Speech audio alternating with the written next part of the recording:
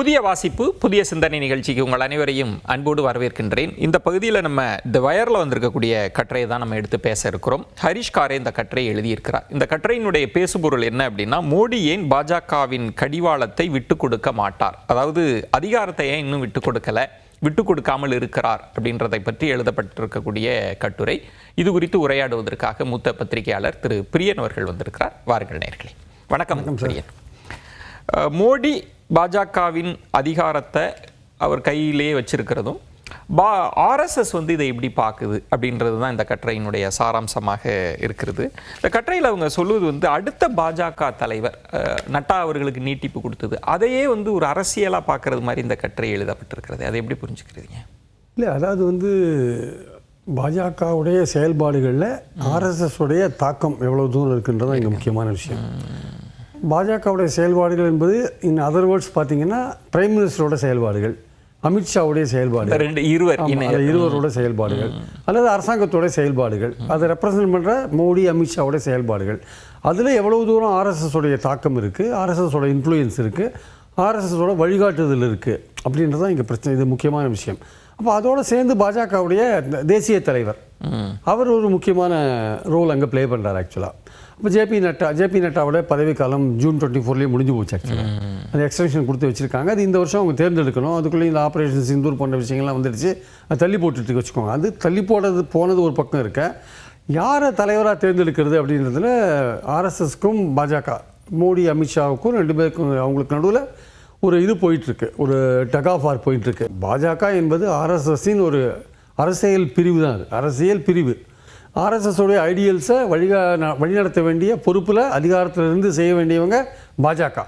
அதில் எந்த குறைபாடுகளும் இதுவரையும் மோடி வச்ச மாதிரி தெரியல. மோடியும் ஆர்எஸ்எஸையும் பிரிக்க முடியாது. மோடியே ஒரு ஹார்ட்கோர் ஆர்எஸ்எஸ் தான். ஆனால் ஆர்எஸ்எஸ்க்கு என்ன வருத்தம்னா, நீங்கள் எங்களுடைய அரசியல் பிரிவாக இருக்கீங்க, நீங்கள் அடிக்கடி எங்களை கன்சல்ட் பண்ணணும், எங்களுக்கு கைக்கு அடக்கமாக இருக்கணும், நீங்கள் கையை விட்டு போய் எங்கள் கையை பிடிச்சி நீங்கள் நடக்கணும் அப்படின்றது ஆர்எஸ்எஸோட எதிர்பார்ப்பு. அதுக்கு நட்டா என்ன சொல்லிட்டாருன்னா, ஐயா நான் உங்கள் கையை பிடிச்சி நடக்கிற வயசு எனக்கு தாண்டி வந்துருச்சு, நான் பெரியவன் ஆகிட்டேன், நான் இனிமேல் உங்கள் கையை பிடிச்சி நடக்க வேண்டியதில்லை, நான் தனியாகவே நடந்துப்பேன் அப்படின்னு ஜேபி நட்டா ஒரு சொல்லிட்டார்.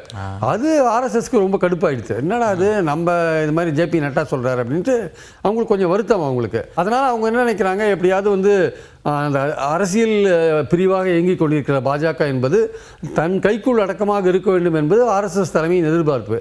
அது சுயமாகவே சிந்தித்து சுயமாகவே செயல்படுதுன்னு இருக்கிற விஷயம் இருக்குல்ல, அது மோடியோட ஆலோசனையின் பேரிலையோ அமித்ஷா ஆலோசனையின் பேரிலையோ செயல்படுறது என்பது அது ஆர்எஸ்எஸ் சித்தாந்தத்தை தான் செயல்படுத்துகிறாங்க. ஆனாலுமே நடைமுறை வாழ்க்கையில் நீங்கள் எங்களுக்கு கீழே இருக்கிறீங்க, எங்களோட சபார்டினேட்டாக இருக்கீங்க, நாங்கள் சொல்கிறத கேட்க வேண்டிய இடத்துல இருக்கீங்கன்ற ஒரு விஷயத்தை ஆர்எஸ்எஸ் மீண்டும் மீண்டும் வலியுறுத்த வேண்டிய இடத்துல இருக்கு. இந்த கட்டுரை இன்னொரு இடமும் சொல்லுது, அதாவது பாஜகவினுடைய உச்சபட்ச அதிகார அமைப்பாக இந்த ரெண்டு பேர் தான் இருக்கிறாங்க. உள்ளுக்குள்ள பாஜகவில் மற்ற தலைவர்கள் இதனால் அதிருப்தி அடைஞ்சிருக்கிறாங்க. எப்படியாவது ஆர்எஸ்எஸ் இதுக்கு ஒரு கடிவாளம் போடுமா அப்படின்ற ஒரு எதிர்பார்ப்பு இருக்குது அப்படின்னு கட்டுரையில் சொல்லப்படுது. அது அப்படி இருக்கா? கட்சிக்குள்ளே அப்படி ஒரு எண்ண ஓட்டம் இருக்கா? இல்லை, கட்சிக்குள்ளே எப்படி இப்போ ஆர்எஸ்எஸ் மோடி அமித்ஷாவுடைய அந்த மேலாண்மையை விரும்பலையோ, அதே மாதிரி கட்சிக்குள்ளேயும் மோடி அமித்ஷாவுடைய மேலாண்மை விரும்பாதவங்க நிறைய பேர் இருப்பாங்க. இப்போ அந்த கட்டுரையில் சொன்னபடி பார்த்தீங்கன்னா, இந்திரா காந்தி காலத்தில் பிரைம் மினிஸ்டர் ஆஃபீஸ் ஒரு பெரிய யாருடைய அழுத்தத்துக்கும் ஆளாகாமல் தாங்களே ஒரு சுயமாக முடிவெடுக்கும் நிலையில் இருந்தது.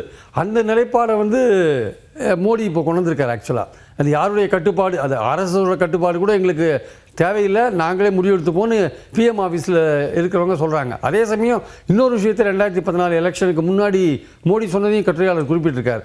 எப்படி மன்மோகன் சிங் எப்படி சோனியா காந்திக்கு அவங்களோட டைரக்ஷன் படி வேலை செஞ்சாரு, அது மாதிரி பிரைம் மினிஸ்டர் ஆஃபீஸ் இருக்காது. இங்கே எல்லாமே பிரைம் மினிஸ்டர் ஆஃபீஸ் அதோட அதிகாரத்தை தானே அமுல்படுத்தும், தானே சுயமாக சிந்தித்து செயல்படுத்தும். 2014 பேசினார். ஸோ அதனால பிரைம் மினிஸ்டர் ஆஃபீஸ்க்கு ஆர்எஸ்எஸும் அழுத்தம் கொடுக்க முடியாத நிலைக்கு தள்ளப்பட்டிருக்கு. ஸோ அந்த பிரைம் மினிஸ்டர் ஆஃபீஸோட கௌரவத்தை நான் மீட்டெடுப்பேன்னு யார் மோடி சொன்னார். அதாவது சோனியா காந்திக்கு அடிபணிந்து மன்மோகன் சிங் வேலை செய்கிறாரு, நான் யாருக்கும் அடிபணிந்து வேலை செய்ய மாட்டேன்னு. அப்போ அவர் மற்ற ஆர்கனைசேஷன் மற்ற தனிநபரை சொல்லியிருக்கலாம். பட் ஆர்எஸ்எஸ் அதுக்கு விதிவிலக்கு. ஏன்னா ஆர்எஸ்எஸ் யாரு? உங்களுடைய வழிகாட்டுதலாக இருக்கிற ஒரு அமைப்பு, உங்களை உருவாக்கின ஒரு அமைப்பு. நீங்கள் அதோட கட்டுப்பாட்டிலே நீங்கள் இல்லைன்னா ஸோ மோடி சொல்கிறது ஆர்எஸ்எஸ்க்கு அப்ளை ஆகாது. ஆர்எஸ்எஸ்க்கு மோடி பிரைம் மினிஸ்டர் ஆஃபீஸோட வழிகாட்டுதல், பிரைம் மினிஸ்டர் ஆஃபீஸ்க்கு ஆர்எஸ்எஸோட வழிகாட்டுதல் கண்டிப்பாக தேவைன்னு ஆர்எஸ்எஸ் நினைக்கிறாங்க. ஆனால் இன்னொரு பாயிண்ட்டும் கொற்றையாளர் கரெக்டாக சொல்லியிருக்காரு. மோடியுடைய செல்வாக்கு இருக்கு இல்லையா, அவர் ஒரு ஓட் கேச்சராக இருக்காரு. ஸோ அவருடைய செல்வாக்கு உயர்ந்து நிற்கிற வரையும் ஆர்எஸ்எஸ் வந்து தன்னுடைய மேலாண்மையை வந்து அங்கே வலியுறுத்த முடியல. ஆக்சுவலாக அது இப்போ காலப்போக்கில் இப்போ என்னாச்சுன்னா 10 வருஷத்தில் ஆர்எஸ்எஸ்ல இருக்கிற முக்கியமான பல பிரமுகர்கள், ஆர்எஸ்எஸ் சிந்தனையாளர்கள் பலர் அரசாங்கத்தில் முக்கியமான பொசிஷனில் இடம் பெற்றுட்டாங்க. அவங்கெல்லாம் என்ன பண்ணுறாங்க, இப்போ சொகுசாக வந்து உட்காந்துட்டு மோடி ஆதரவாளர்களாக மாறிட்டாங்க. அவங்க வந்து இந்த ஆர்எஸ்எஸ் தலைமையில் நினைக்கிற மாதிரி ஆர்எஸ்எஸ் வழிகாட்டுதல் தான் பிஜேபிக்கு தேவை, மோடிக்கு தேவைன்னு அவங்க நினைக்கல. மோடி மட்டுமே போகிறோம் அப்படின்னு நினைப்பில் அந்த ஆர்எஸ்எஸ்காரங்க கவர்மெண்ட் பதவியில் உட்காந்துருக்காங்க. இன்னொரு இந்த விஷயம் தான் வந்து அவங்களுக்கு பெருசாக இருக்குது. அப்போ அதனால தான் ஆர்எஸ்எஸ் என்ன நினைக்குது, மோடி ஒரு விஷயம் சொன்னார், என்னன்னா 75 வயசானா பொது வாழ்க்கையிலேருந்து விலகிடணும்னு சொன்னார். அவர் மோடி சொன்ன விஷயமே தான் அது. அதனால் மோடிக்கு அதை ஞாபகப்படுத்த வேண்டிய கட்டாயத்துக்கு இவங்க இருக்காங்க. யார்? ஆர்எஸ்எஸ் இருக்காங்க. வர செப்டம்பரில் அவருக்கு 75 வயசு பூர்த்தியாகுது. இன்னொரு இடமும் இருக்கு. நீங்கள் சொன்னது போல இப்போ கட்டுரை என்ன குறிப்பிடுது அப்படின்னா, இப்போ 2 பேரினுடைய மேலாண்மை அதிகமாக இருக்குது, நம்ம கைக்கு அடக்கமாக இல்லை. நட்டா அவர்கள்ட்ட அவர் பாஜக தலைவராக இருந்தாலும் அதிகாரம் என்பது மோடி அவங்க ஷா அவர்கள்ட்ட தான் இருக்குது. இப்போ அடுத்த தலைவரை போடுவதன் மூலம், தங்களுக்குடைய ஒருத்தரை போடுவதன் மூலம் இவங்க 2 பேருக்கும் ஒரு செக், ஒரு பேலன்ஸ் பண்ணலான்ற ஒரு திட்டம் இருப்பதா கற்றையாளர் சொல்றாங்களே, அப்படி ஆர்எஸ்எஸ் நினைக்குதா? அது மாதிரி ஒரு விஷயத்தை வந்து ஆர்எஸ்எஸ் நினைக்குது. அது அதனால தான் டிலே ஆகிட்டு இருக்கு. ஆக்சுவலாக அந்த அப்பாயின்மெண்ட் இப்போ அந்த தலைவராக வரதுனால வந்து இப்போ ஜேபி நட்டா வந்து மல்லிகார்ஜுன கார்கே எப்படி காங்கிரஸில் இருக்காரோ அதே மாதிரி தான் ஜேபி நட்டா இருக்கார். ஸோ அந்த விஷயத்தில் வந்து இப்போ ஆர்எஸ்எஸ் உள்ள புகுந்து தேவேந்திர பட்நாயக்ஸோ இல்லை மனோகர்லால் கட்டாவோ இல்லை வந்து தர்மேந்திர பிரதானோ இவங்க 3 பேரில் யாரோ ஒருத்தர் தலைவராக போடுறதுன்னு ஒரு ஐடியா இருக்கு வச்சுக்கோங்க. ஒருத்தரை போட்டாங்கன்னா அந்த போடுற ஆள் வந்து ஆர்எஸ்எஸோட நாமினியாக இருந்தால் அவர் வந்து பார்ட்டியை வந்து கண்ட்ரோல் எடுத்தாருன்னா ஆர்எஸ்எஸ் வந்து ஓரளவுக்கு பாஜகவை கண்ட்ரோல் பண்ண முடியும். ஒரு செகண்ட் பேலன்ஸ் வச்சுக்கலாம் அப்படின்னு ஆர்எஸ்எஸ் நினைக்கிறாங்க. அதனால அந்த ஆள் யாரு அப்படின்னு கண்டுபிடிக்கிறதுல மோடி அமித்ஷா குரூப்புக்கும் ஆர்எஸ்எஸ்க்கும் ஒரு நடந்துட்டு இருக்கு, போட்டி நடந்துட்டு இருக்கு. ஆனால் அடிப்படையாக பார்த்தீங்கன்னா ஆர்எஸ்எஸ் வந்து மோடிக்கு ஒரு பாடத்தை ஏற்கனவே கற்பிச்சிட்டாங்க. நீ வந்து ரொம்ப அதிகமாக வளர்ந்துட்டு இருக்கீங்க, உங்களை கொஞ்சம் தட்டி வைக்கணும். அதான் 303 240 வந்து பார்லிமெண்ட் எலெக்ஷன்ல உத்தரப்பிரதேஷ்லையும் மகாராஷ்டிராலையும் எண்ணிக்கை குறைஞ்சதுக்கு காரணம் அதுதான், மெஜாரிட்டி குறைஞ்சதுக்கு காரணமாக இருந்தது. அங்கே ஆர்எஸ்எஸ் வேலை செய்யல. அப்புறம் அசம்பிளி எலெக்ஷன்ல மகாராஷ்டிராவில் வேலை செஞ்சாங்க, ஓரளவுக்கு மெஜாரிட்டி வந்து உறவு இந்த கேரளாவில் நடந்த கூட்டம், அதனால ஒரு பாடத்தை வந்து கற்பிச்சாங்க. அப்புறம் ஹரியானா எலெக்ஷன்ல முழுக்க இறங்கி வேலை செஞ்சாங்க, காங்கிரஸுக்கு போற வெற்றியை வந்து தடுத்து நிறுத்தினாங்க. இன்னொரு இடம் நிறைவா அதை பேசணும்னா திருப்பிரியன், இப்போ திரும்ப இந்த கற்றையாளர் சொல்வது இந்த ஆபரேஷன் சிந்தூர்ன்றது திரும்பவும் மோடி அவர்களோட பிம்பத்தை உயர்த்தி இருக்கு, திரும்ப இந்த நிழல் யுத்தம்ன்றது தொடர்ந்து கொண்டே இருக்கத்தான் போகுதுன்ற மாதிரி கட்டுரை முடிஞ்சிருக்கு. அதை எப்படி? நிச்சயமா ஆபரேஷன் சிந்தூர் வந்து அவருடைய மோடியோட இமேஜை உயர்த்திருக்குன்ற ஒரு விஷயம் ஒரு பக்கம் இருந்தாலுமே எல்லா விஷயத்துலையும் ஒரு நெகட்டிவ் பாசிட்டிவ் சைடு இருக்குது. ஒரு பக்கம் வந்து ஆபரேஷன் சிந்தூரோட வெற்றியை வந்து மோடி அவர்கள் வந்து அதுக்கான பெருமையை அவர் எடுத்துக்கொண்டு தன்னுடைய இமேஜை வந்து இன்னும் உயர்த்துற ஒரு ஸ்டேஜுக்கு போயிட்டு இருக்காரு. பீகார் எலெக்ஷன் முன்னிட்டு கூட வச்சுக்கோங்களேன். ஆனால் அதே சமயம் அந்த வாரில் நடந்த வேறு பல விஷயங்கள், உள்ள புரிந்து அமெரிக்கா சமாதானம் பண்ண விஷயங்கள், அதை இந்தியா எதிர்த்து கேட்க முடியாத இந்த விஷயங்கள், அப்புறம் இப்போவே தலைமை முப்படைகளுக்கும் தலைமை தளபதி ஒப்புக்கொண்ட விஷயங்கள், இந்தியா சில நஷ்டங்களை சந்திச்சிருக்கின்ற விஷயங்கள், இதெல்லாம் வெளியில் வர கொஞ்சம் அந்த நெகட்டிவ் சைடும் கொஞ்சம் வெளியில் வரதுக்கான வாய்ப்புகள் இருக்கு. ஸோ அதனால வந்து ஒட்டுமொத்த ஒரு கிரெடிட்டும் வந்து அவர் எடுத்துப்பாரா சொல்ல முடியாது. அது தவிர இந்த ஜாதிவாரி கணக்கெடுப்பில் ஏகப்பட்ட குழப்பத்தை வந்து கவர்மெண்ட் பண்ணிட்டாங்க.